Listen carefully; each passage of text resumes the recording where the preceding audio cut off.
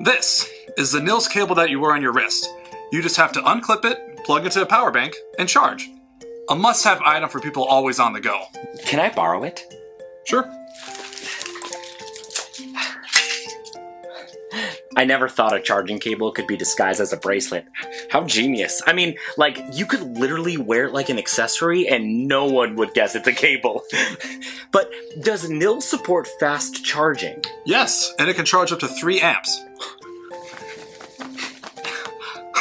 It's not easy to get loose either. Oh, of course not. It has a magnet on it to make sure that it stays firmly on your wrist. Can I keep it?